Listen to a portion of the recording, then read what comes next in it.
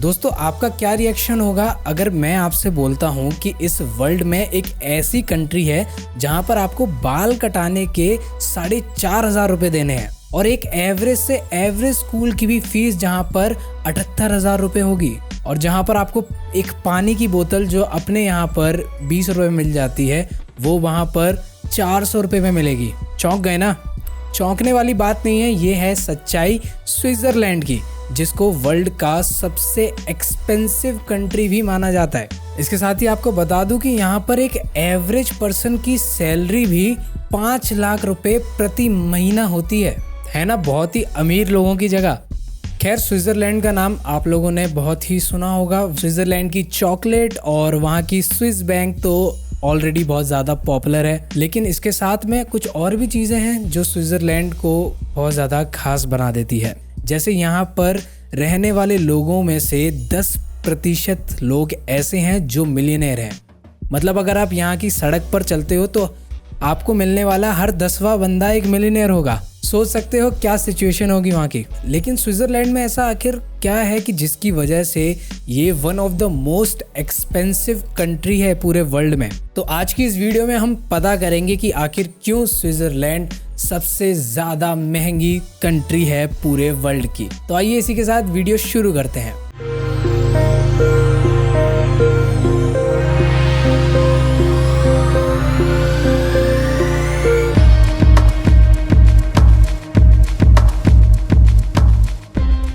बात शुरू करते हैं आज से करीब 500 साल पहले की, जब इंडिया बहुत ज़्यादा अमीर कंट्रीज में से एक थी, क्योंकि उस टाइम पर इकोनॉमी पूरी की पूरी एग्रीकल्चरल बेस्ड थी और इंडिया का क्लाइमेट बहुत ज़्यादा अच्छा था, यहाँ की सॉइल बहुत ज़्यादा अच्छी थी, जिसकी वजह से यहाँ पर लोग बेहद ही आराम से रह लेते थे। लेकिन वहीं पर अगर यूरोप की कंट्रीज की बात करें तो वहाँ पर क्लाइमेट इतना ज़्यादा अच्छा नहीं होता था और जिसकी वजह से जो कहते हैं कि आवश्यकता ही आविष्कार की जननी है, तो वहाँ पर क्लाइमेट इतना ज़्यादा खराब था कि उसने मजबूर करा लोगों को नई नई चीज़ें इन्वेंट करने के लिए और धीरे धीरे इंडस्ट्रियलाइज्ड होने के लिए।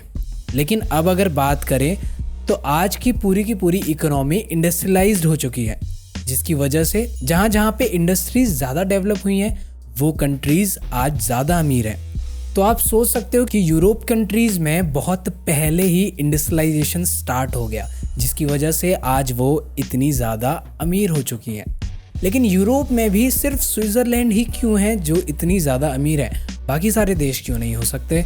बाकी सारी जगहों पे भी तो इंडस्ट्रियलाइजेशन हुआ है, लेकिन स्विट्ज़रलैंड में ऐसा खास क्या है? तो इससे रिलेटेड और भी कुछ फैक्ट्स हैं जो स्विट्ज़रलैंड को और ज़्यादा अमीर बना देते हैं। दरअसल यूरोप कंट्रीज़ में वर्ल्ड वॉर 2 के टाइम पे बहुत ज़्यादा ही हंगामा हो रखा था और वहाँ का एक बहुत ही फेमस लीडर जो वहाँ पे राज करता था।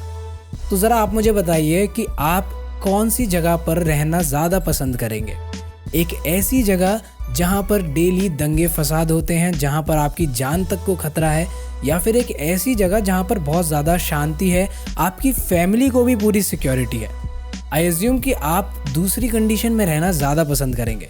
तो वही हाल हुआ उस टाइम पर भी यूरोप कंट्रीज़ के बीच कि जब जर्मनी में वर्ल्ड वॉर 2 के टाइम पे इतना ज़्यादा दंगा फसाद चल रहा था, स्विट्ज़रलैंड बहुत ही काम और पीस जगह थी जो इन सब चीज़ों से थोड़ा सा दूर रहती थी, कि जिसकी वजह से क्या हुआ कि जितने भी मिलियनेयर्स थे वो सारे की सारे स्विट्ज़रलैंड की तरफ शिफ्ट हो गए। अब जब इतने अमीर लोग यहाँ पर आए तो यहाँ की जो बाकी की चीज़ें थी उनकी भी वैल्यू धीरे धीरे करके बढ़ती गई। आप मुझे बताइए कि अगर आपकी एक शॉप है और आपकी दुकान पे कोई एक अमीर आदमी आता है तो आप कोशिश करोगे ना कि उसको मैं ज़्यादा से ज़्यादा महंगा प्रोडक्ट बेच पाऊँ, क्योंकि उसके पास वो कैपेसिटी है कि वो परचेज कर सकता है। तो इसी तरह से स्विट्ज़रलैंड में भी हुआ कि जब इतने सारे मिलियनेयर्स आए तो उनके रहने की जगह, उनका हाउस रेंट वगैरह सब हाउस होल्डर्स ने अपने अपने प्राइस बढ़ा दिए, क्योंकि उनको मालूम था कि ये लोग बहुत आराम से पे कर सकते हैं, जिसकी वजह से धीरे धीरे वहाँ की प्राइसिंग बढ़ने लगी।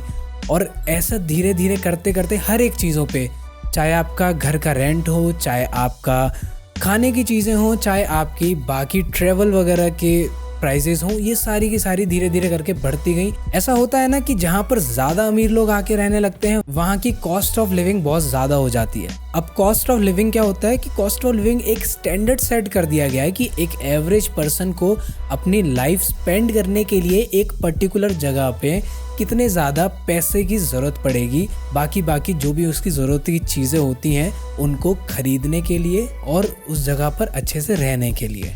आप मुंबई देख लीजिए, पूरा की पूरा बॉलीवुड ही वहाँ पे आके रहना चाहता है, तो इसकी वजह से मुंबई की भी कॉस्ट ऑफ लिविंग बहुत ज़्यादा हाई हो चुकी है। और यहीं अगर आप न्यूयॉर्क को देखें तो पूरा की पूरा हॉलीवुड ही न्यूयॉर्क में रहता है, जिसकी वजह से न्यूयॉर्क भी one of the expensive country में से एक है। इसके साथ ही स्विट्ज़रलैंड के बैंक्स काफ़ी ज़्यादा वेल पॉपुलेटेड और वेल रेपुटेटेड हैं। आपको पता ही होगा स्विस बैंक के बारे में। इनफैक्ट आउट ऑफ कंट्रीज के लोग उस बैंक में जाकर अपना पैसा सेव करते थे। अब चाहे वो ब्लैक मनी होता था या वाइट मनी होता था, वो एक अलग चीज़ है, लेकिन वो बैंक तो भाई जानी मानी और बहुत ही ज़्यादा फेमस थी। सो एक फन फैक्ट वाली बात बताते हैं कि अगर मान लीजिए आप इंडिया में रहते हैं और आप स्विट्ज़रलैंड घूमने जाएं तो आपको वो बहुत ज़्यादा महंगा लगेगा। आप कहोगे कि यार इतना ज़्यादा महंगा कैसे हो सकती है कोई भी चीज़ है। लेकिन अगर कोई पर्सन स्विट्ज़रलैंड में ऑलरेडी रहता है और वो इंडिया या फिर किसी और कंट्री में घूमने जाए तो उसको लगेगा कि यार ये कितना सस्ता है, क्योंकि उसकी कंट्री में बहुत ज़्यादा चीज़ें ऑलरेडी महंगी हैं पहले से। तो उस वजह से वो बहुत ही कम दामों में बाकी सारी कंट्रीज़ घूम सकता है। तो ये एक फ़ायदा है स्विट्ज़रलैंड में रहने का। सो आई होप आप लोगों को ये नॉलेजेबल वीडियो अच्छी लगी होगी। अगर आपको ये वीडियो अच्छी लगी तो इसको ज़्यादा से ज़्यादा शेयर करें और इस वीडियो को लाइक करें, और इसी तरह से बने रहिए हमारे साथ और भी वीडियोस के लिए। धन्यवाद।